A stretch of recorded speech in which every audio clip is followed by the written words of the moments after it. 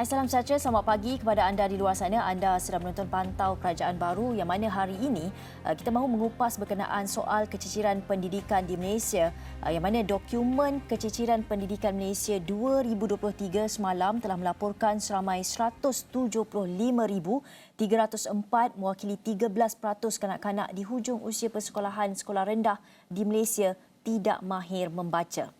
Malah statistik ini dikeluarkan oleh sebuah badan bukan kerajaan untuk Malaysia sebenarnya, Gigi. Jadi bagi keciciran orang asli pula, terdapat 60,800 orang tercicir pada tahun 2020 dan jumlah itu terus meningkat menjadi 62,800 pada tahun berikutnya. Dan difahamkan untuk setiap 5 anak orang asli, 2 orang tidak menamatkan persekolahan.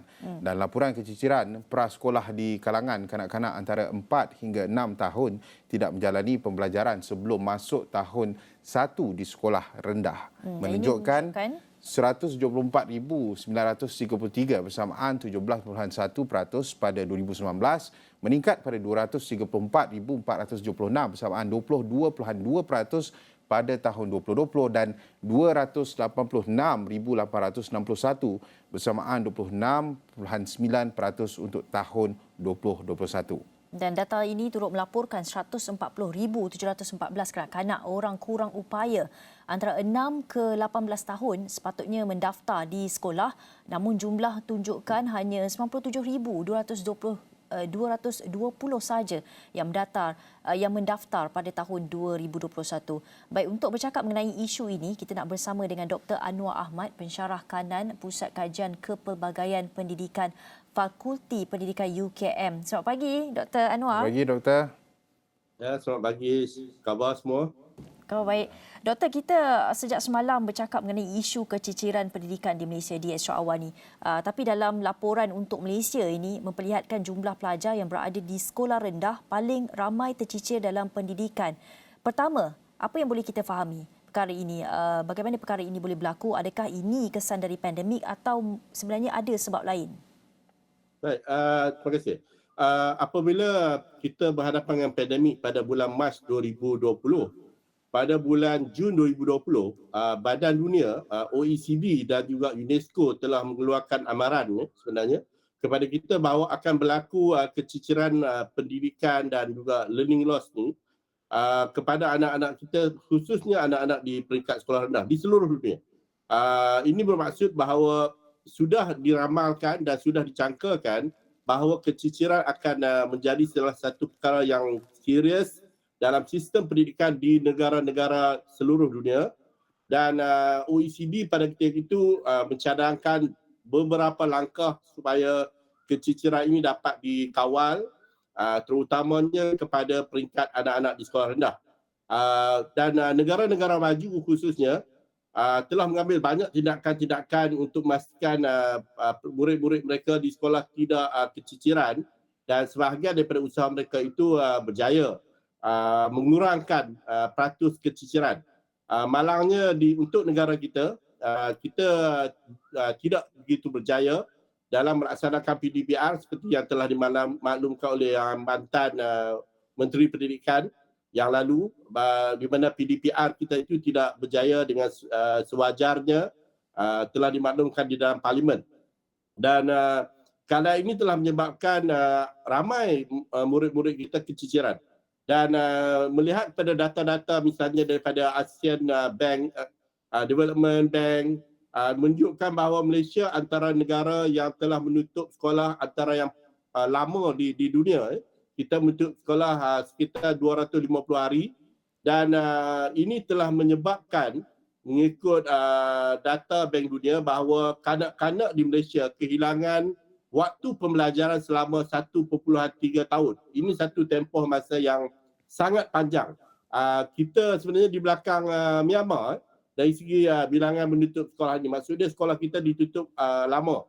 Baik, apabila COVID telah menjadi endemik dan kita membuka kembali sekolah kita, tindakan yang sepatutnya dilakukan oleh pihak KPM adalah melakukan pemulihan kepada pendidikan anak-anak kita, memulihkan pembelajaran mereka, khususnya kepada mereka-mereka yang berada di sekolah rendah, supaya mereka kembali untuk menguasai 3M, membaca, menulis dan mengira. Dan pemulihan pendidikan ini sangat-sangat penting. Dan saya berulang kali memohon dan merayu, malah memberikan banyak cadangan supaya lakukanlah segera pemulihan pembelajaran dan juga pendidikan ini pada anak-anak kita, khususnya kepada 3 golongan, iaitu murid-murid di sekolah rendah, khususnya di kalangan murid-murid pedalaman, murid-murid di kalangan anak-anak keluarga yang miskin, dan juga murid-murid yang berhadapan dengan masalah pembelajaran, khususnya anak-anak kita di kalangan anak-anak istimewa. Dan kalau kita lihat daripada laporan untuk Malaysia, jelas membuktikan bahawa inilah 3 golongan yang telah menyumbang kepada peratusan tertinggi ataupun bilangan murid yang tertinggi sekali keciciran yang telah mereka laporkan. Jadi pada saya, ya, pandemik memberi kita kesan kepada keciciran, tetapi yang lebih penting adalah bagaimana kita menguruskan keciciran itu sehingga kita dapat mengembalikan anak-anak kita ke atas landasan yang sepatutnya mereka kembali, ya. Sebab kita lihat ada negara-negara di dunia yang telah berjaya mengembalikan anak-anak ke sekolah, keciciran dapat dikurangkan, peratus membaca, menulis, mengira juga telah ditingkatkan dan sebagainya. Haji. Baik, Doktor, pada masa sama juga, seperti mana angka-angka yang dikongsikan itu mungkin memberi satu mungkin ada impak, kita katakan sebagai domino effect kepada mereka-mereka anak-anak yang tercicir pendidikannya. Mungkin langkah-langkah perlu diambil oleh pihak kerajaan seperti mana yang dikatakan oleh doktor. Tetapi yang telah pun tertinggal ini, apa mungkin kesan jangka masa panjang kepada mereka ini sekiranya langkah ini tidak dapat kita lakukan dengan segera, kerana ada mengatakan bahawa data itu tidak begitu banyak dan perlu dikongsikan kepada KPM seperti mana Menteri mengatakan sebelum ini, doktor. Baik. Kita akan melihat kesan keciciran ini bukan sekarang lah. Kita akan melihat kesan keciciran ini sekurang-kurangnya apabila mereka menduduki SPM. Kelak, kalau kita ambil misalnya murid-murid tahun 1, tahun 2, tahun 3 yang menghadapi pandemik COVID, kohort 20, kohort 21 dan mereka ini akan menduduki SPM mungkin dalam tempoh 10 tahun daripada sekarang. Dan kita akan dapat lihat kesan dan jurang antara pencapaian murid antara murid yang tidak keciciran dengan murid yang keciciran. Sebab itu pemulihan mesti dilakukan dengan seberapa segera yang boleh. Kita mengharapkan supaya semua murid boleh membaca, menulis dan mengira pada umur mereka sebelum 10 tahun. Itu piawai dunia, UNESCO punya piawai, supaya murid-murid kita boleh membaca sebelum berumur 10 tahun. Tetapi data-data terkini dan juga pemerhatian yang kita lakukan di sekolah dan juga input-input yang diberikan oleh guru-guru di sekolah menunjukkan bahawa ramai sekali murid-murid kita yang masih belum boleh membaca walaupun selepas berumur 10 tahun. Ada yang sehingga ke tingkatan 1 masih belum boleh membaca dengan baik. Jadi kesan jangka panjang kepada mereka adalah mereka akan hilang motivasi untuk belajar kerana mereka tidak mempunyai kemahiran-kemahiran asas untuk belajar. Tidak boleh membaca dengan baik, mengira dengan baik, menulis dengan baik. Jadi mereka tidak ada motivasi untuk meneruskan pembelajaran dan akhirnya sebahagian daripada mereka akan berhenti sekolah apabila mereka berumur 15 tahun, 16 tahun. Sebab mereka tahu jika mereka mengambil peperiksaan SPM pun mereka tidak akan mendapat keputusan yang baik. Dan mereka mengatakan biasanya mereka tak nak buang masa, jadi mereka terus bekerja. Dan kita akan dapat lihat nanti ramai murid-murid kita akan meninggalkan bangku sekolah sebelum SPM. Jadi ini adalah satu pada saya tragedi lah kepada sistem pendidikan negara jika bilangan murid-murid yang meninggalkan alam sekolahan sebelum waktunya itu bertambah dari tahun ke tahun. Haris. Baik, doktor, pada masa sama juga kita melihat bahawa seperti mana doktor katakan kesan bagaimana impak daripada ekonomi, mungkin ia akan memberi kesan kepada KDNK negara apabila rata-rata pelajar-pelajar atau murid tercicir ini mereka akan mungkin masuk ke ekonomi yang bukanlah setimpal pendapatan mereka kepada ahli keluarga dan kemudian kita akan melihat bagaimana tempoh jangka masa panjang ia akan meledakkan satu isu yang baru kepada ekonomi negara. Pada masa sama, doktor, isu keciciran yang Asrawani sangat dekat kita bincangkan perkara ini. Mungkin tindakan, apa yang doktor lihat tindakan daripada pihak kerajaan ketika ini sebenarnya doktor? Baik, yang pertama sekali kita perlukan data resmi keciciran murid di sekolah kita. Sehingga kini kita belum menerima lagi ataupun mendengar berapa sebenarnya jumlah murid-murid kita yang keciciran. Kita ada dua bentuk keciciran. Satu, keciciran pendidikan. Keciciran pendidikan ini bermaksud anak-anak kita meninggalkan bangku sekolah sebelum waktunya. Mereka berhenti sekolah kerana bekerja dan sebagainya. Itu satu bentuk keciciran.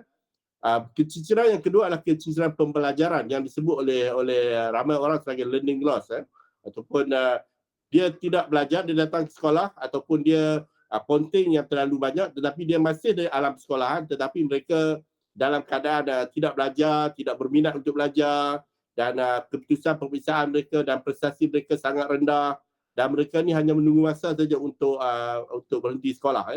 Jadi ada dua bentuk keciciran yang kita kena lihat. Dan kita sehingga kini belum ada data resmi. Berapakah sebenarnya jumlah murid-murid kita yang keciciran.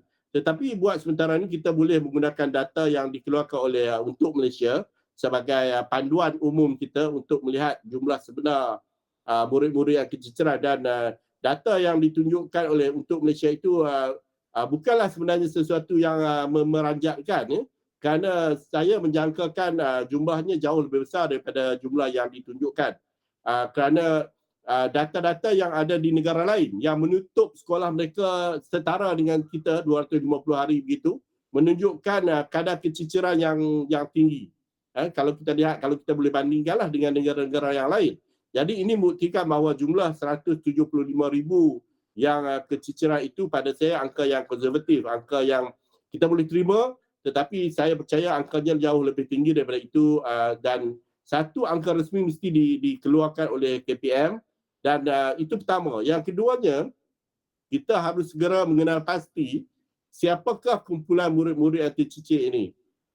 Adakah mereka ini murid-murid di kawasan pedalaman, di luar bandar, kawasan bandar yang keluarga miskin, B40, anak-anak di kalangan anak-anak istimewa dan sebagainya. Dengan mengadakan satu ujian pencapaian ataupun ujian yang dianggap sebagai ujian pengesanan. Dia bukan ujian untuk seperti yang diamalkan di sekolah sekarang ni. Dia adalah satu ujian pengesanan 3M sahaja. Dia tidak ada ranking, tidak ada siapa yang lebih pandai dan sebagainya. Ia satu ujian untuk mengesan adakah murid-murid kita ini keciciran ataupun tidak. Jadi kalau murid-murid keciciran itu dia berada di bawah piawai lah. Manakala murid-murid yang boleh membaca, menulis, mengira dan baik itu tidak ada masalah.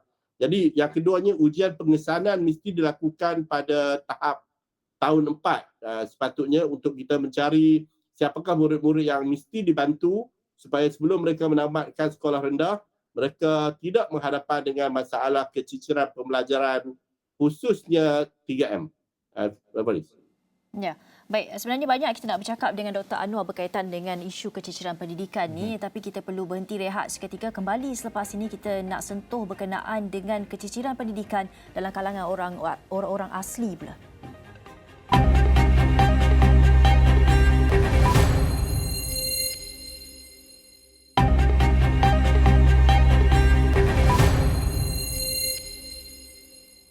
Baik, bertemu lagi dalam Pantau Kerajaan Baru. Kita sejak tadi membincangkan mengenai isu keciciran pendidikan, yang mana satu statistik yang dikeluarkan oleh kajian oleh NGO untuk Malaysia, yang mana melaporkan seramai 175,304 mewakili 13% kanak-kanak di hujung usia persekolahan sekolah rendah di Malaysia tidak mahir lagi membaca.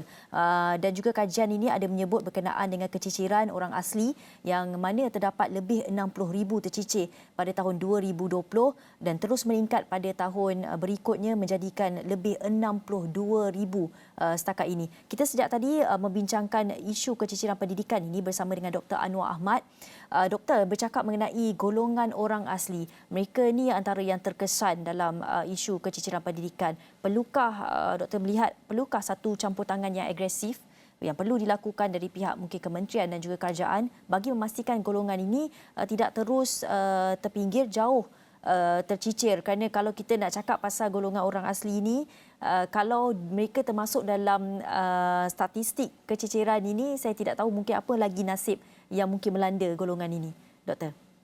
Baik, untuk masyarakat orang asli ni, kita kadang-kadang kita sedihlah dan kecewa sebenarnya. Itu pernyataan ikhlas saya tentang sistem ataupun matlamat dan juga apa yang kita telah lakukan kepada pendidikan orang asli ini.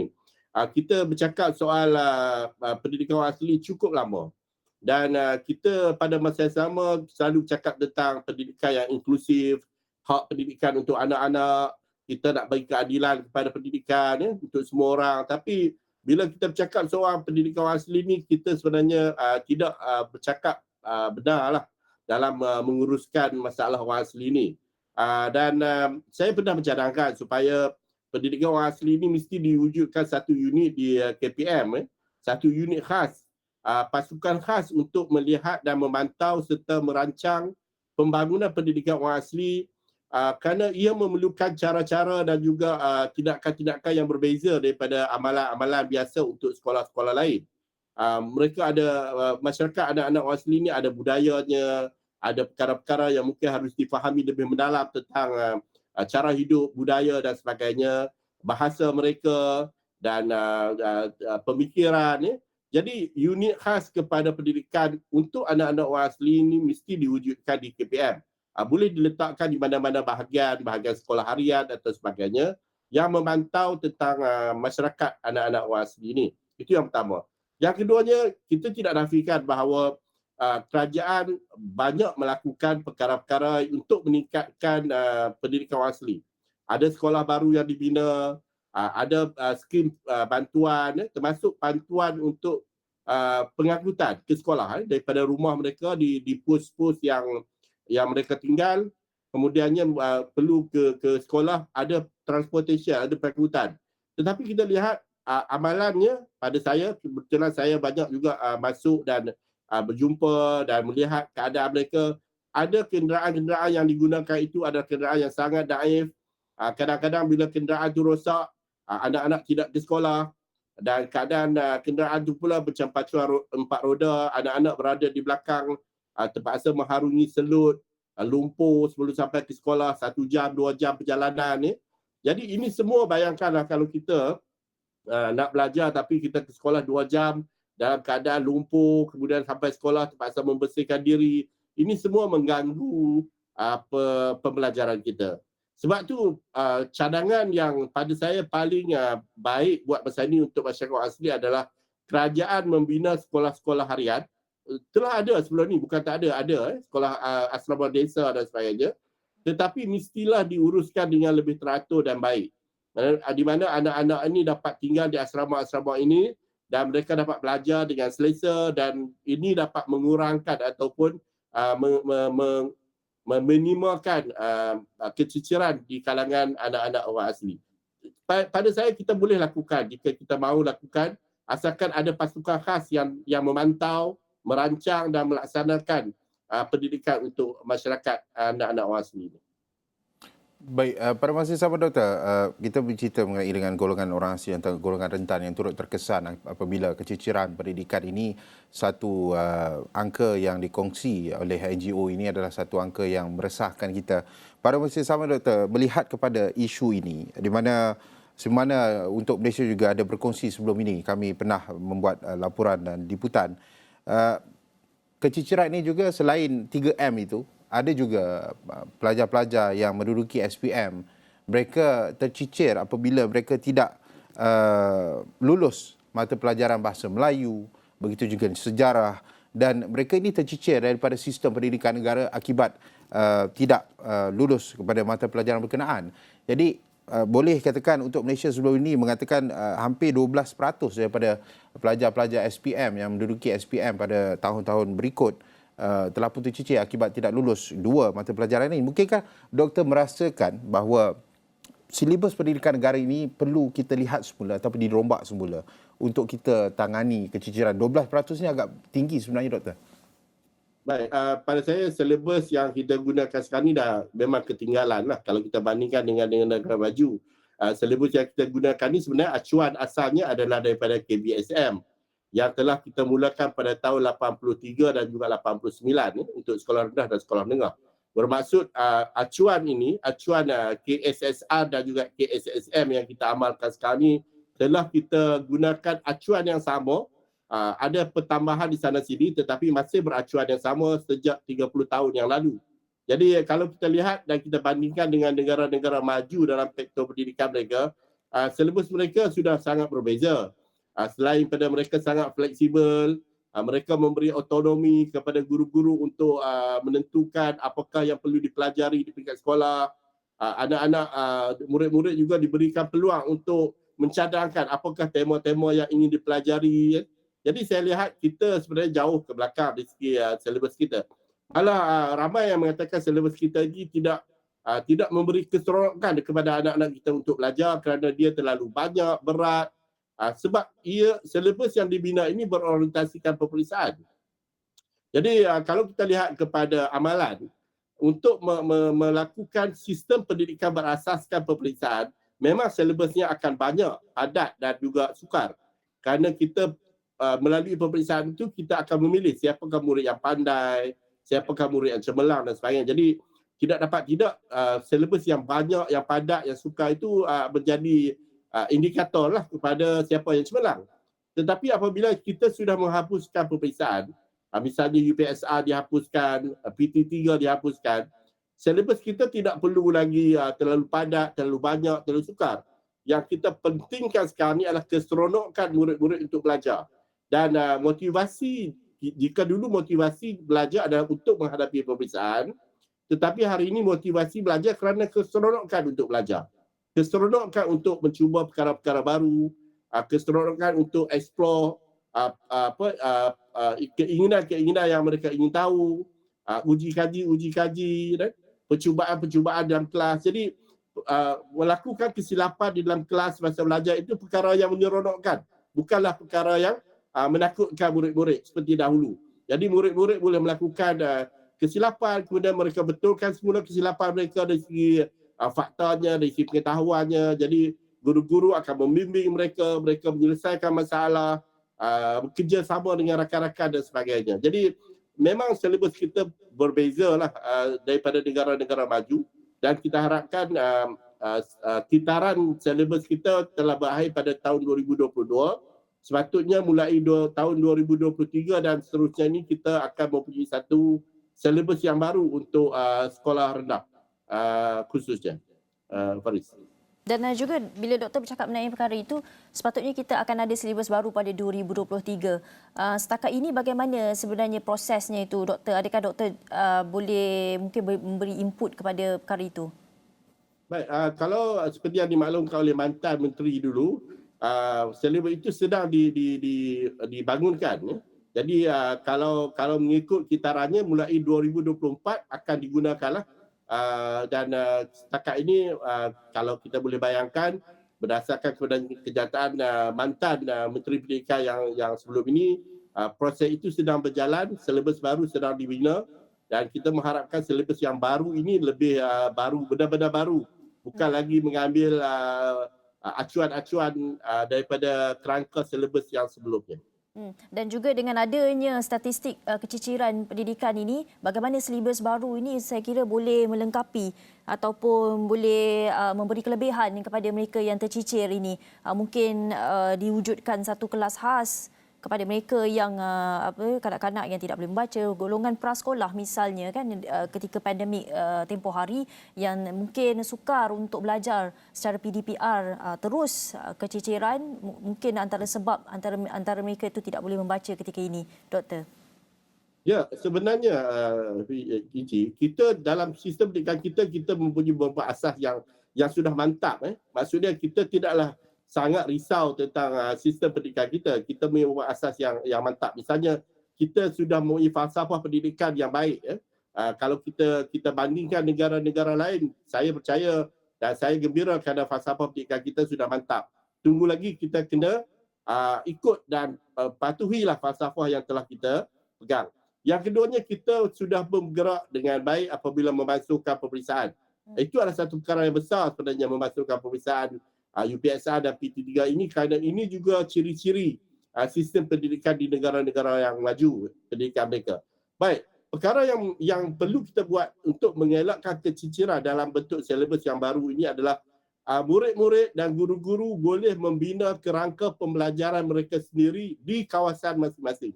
Misalnya kalau anak-anak masyarakat orang asli, mereka ada kecenderungan, keseronokan untuk belajar dalam alam ataupun lokaliti mereka. Jadi boleh belajar matematik di kawasan yang mereka suka bermain, di sungai. Belajar matematik juga tetapi mengambil kira perkara-perkara yang dekat dengan alam yang mereka ada. Anak-anak di luar bandar bagaimana nak belajar matematik? Tak sama dengan anak-anak di kawasan bandaraya besar. Anak-anak di Sabah, di Sarawak belajar bahasa Inggeris misalnya, menggunakan vocab yang mereka nak belajar itu tak sama dengan anak-anak yang berada di Kuala Lumpur. Jika belajar misalnya sejarah tempatan, di Sabah, Sarawak ada sejarah tempatan, di Kedah, di Penang ada sejarah tempatan. Jadi kita lihat bahawa silibus yang dibangunkan itu bukan lagi mementingkan silibus itu tetapi mementingkan pelajar, murid. Apakah perkara yang menyebabkan murid rasa seronok untuk belajar? Apakah perkara yang menarik minat mereka untuk belajar? Apakah kecenderungan murid-murid untuk belajar? Jadi perkara itu yang sepatutnya menjadi teras kepada penggubalan kurikulum yang baru ini. Bukan lagi memampatkan kurikulum itu dengan maklumat, dengan fakta dan sebagainya, yang akhirnya apa yang berlaku adalah selepas selesai persekolahan tidak ada kemahiran-kemahiran baru yang mereka bawa ke alam universiti ataupun alam pekerjaan. Itulah perkara yang mesti kita mulakan dengan pembentukan silibus yang baru ini. Baik, terima kasih Dr. Anwar Ahmad, Pensyarah Kanan Pusat Kajian Kepelbagaian Pendidikan Fakulti Pendidikan UKM. Doktor, sebenarnya banyak lagi yang boleh kita kupas mengenai isu ini. Mungkin masa-masa yang mendatang lebih banyak akan kita bincangkan mengenai dengan isu keciciran pendidikan yang sangat berunsingkan. Terima kasih Doktor bersama dengan kami, Gigi. Ya, betul. Dan dengan itu sekian saja perbincangan kami di Pantau Kerajaan Baru. Saya Gigi Ahmad. Dan saya Faris Azman. Assalamualaikum, jumpa lagi. Bye.